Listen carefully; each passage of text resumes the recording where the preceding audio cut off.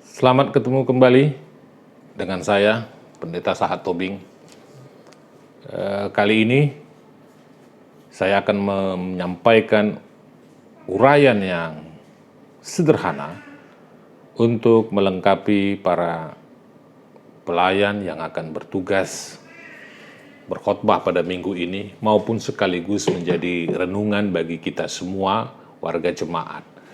Dan terima kasih ya atas dukungan para pendeta, para majelis lay speaker, calon lay speaker di Gereja Metodis Indonesia yang sudah mendukung channel YouTube saya ini, dan juga para pendengar saya yang mungkin juga bukan anggota Gereja Metodis Indonesia. Terima kasih atas dukungannya, masukan, dan tentu subscribe-nya dan like-nya sudah saya terima dan cukup banyak. Terima kasih. Saya mohon dukungannya. Nah, yang menjadi teks khotbah yang akan kita bisa renungkan dan saya bagikan yaitu dari Injil Yohanes pasal 6 ayatnya yang ke-24 sampai kepada ayat 35. Nah, Bapak Ibu, teks ini tidak terlepas dari kisah bagaimana Yesus memberi makan 5.000 laki-laki yang lapar, lalu dikenyangkan dengan 5 roti dan 2 ikan. Dan sepertinya penulis Injil Yohanes kembali melanjutkan kisah itu, tetapi melihat makna roti yang diberikan kepada orang banyak yang kelaparan pada saat itu, yang kemudian selanjutnya pada kisah selanjutnya ini, setelah Yesus berada di Kapernaum dan orang banyak itu juga mengikuti Yesus ke Kapernaum, penulis Injil Yohanes ingin memaknai secara baru roti yang mengenyangkan 5.000 laki-laki itu menjadi sebutan roti hidup yang menunjuk kepada dirinya sebagai roti yang hidup yang mengenyangkan banyak orang. Nah, Bapak Ibu saudara-saudara sekalian, kisah ini yang perikop tadi sekaligus juga mengingatkan orang banyak itu tentang pengalaman nenek moyang mereka ketika dikirim manna melalui tentu upaya media dari Musa yang mampu mengenyangkan bangsa Israel di padang gurun.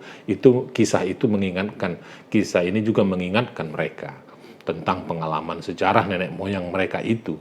Dan ini sekarang kemudian dimaknailah secara baru roti yang tadi saya sebut mengenyangkan orang banyak, 5.000 laki-laki itu dimaknai secara baru oleh penulis Injil Yohanes sebagai roti hidup yang menunjuk kepada dirinya. Makan roti yang dapat mengenyangkan orang-orang itu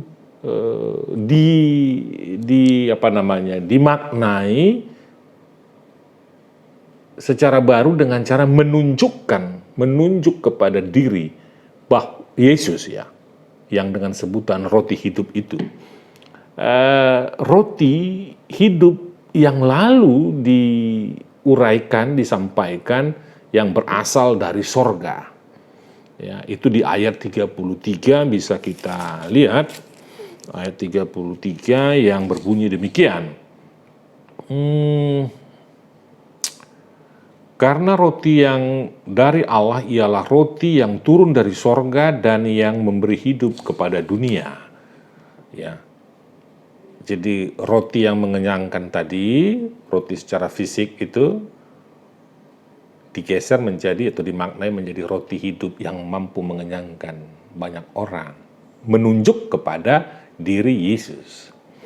Nah, memberi hidup kepada dunia. Jadi Yesus memberi hidup, diutus untuk memberi hidup kepada dunia, menata ulang tata kelola manusia, memberi hidup kepada dunia. Itu membangun harapan baru dan membuat hidup menjadi bermakna. Menarik, roti hidup itu maknanya apa? Roti yang secara jasmani itu mengenyangkan orang banyak lalu menjadi roti hidup yang menunjuk kepada Yesus itu maknanya apa? Bahwa Yesus hadir secara representasi di tengah-tengah dunia ini untuk menata ulang dan membangun tata kelola hidup manusia yang sudah tercerai-berai, terpisah dengan Allah. Sehingga dituntut agar manusia itu juga ikut bertanggung jawab terhadap dunia yang sudah hancur dan hampir binasa.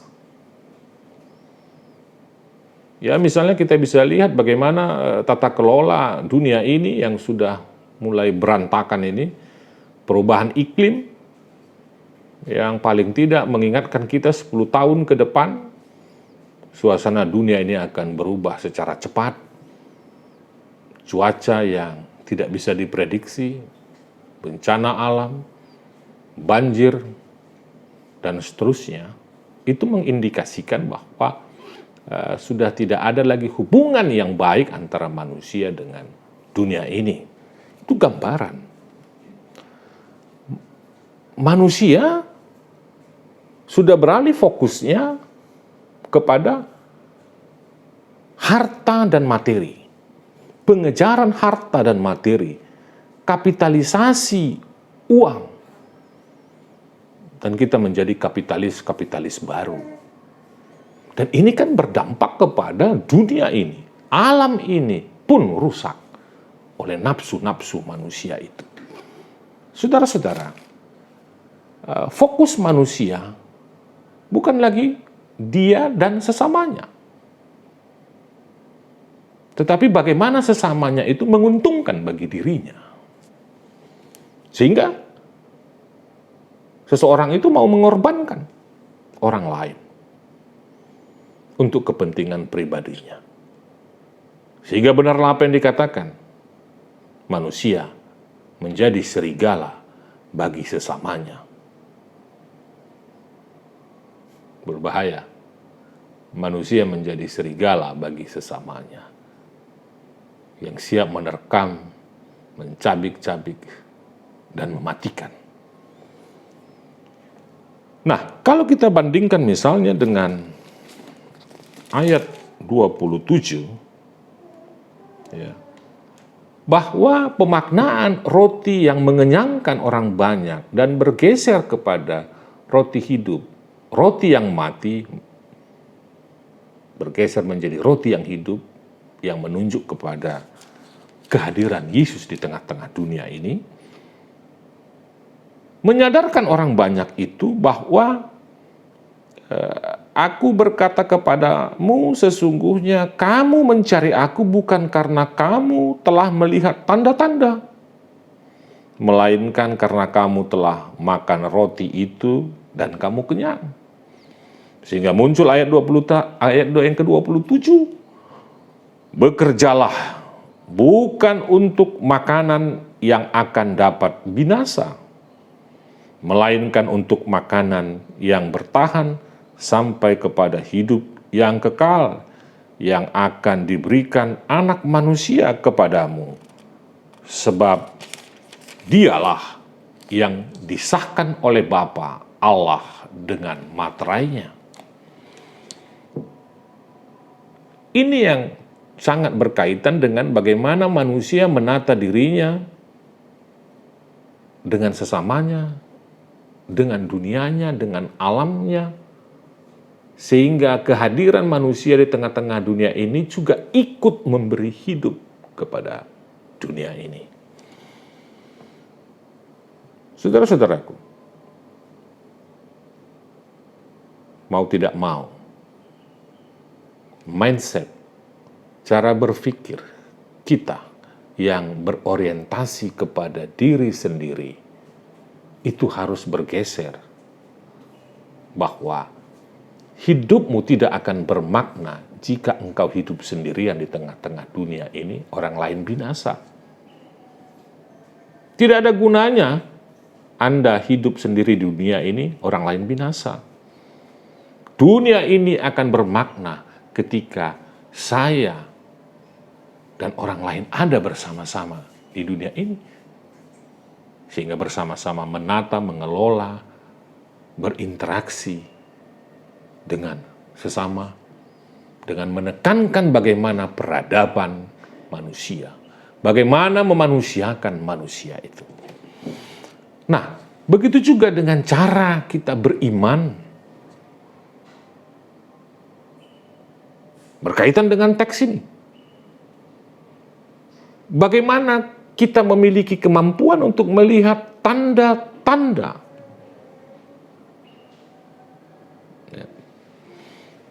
Tanda-tanda yang sudah diberikan oleh Tuhan kepada kita. Ayatnya yang ke-26.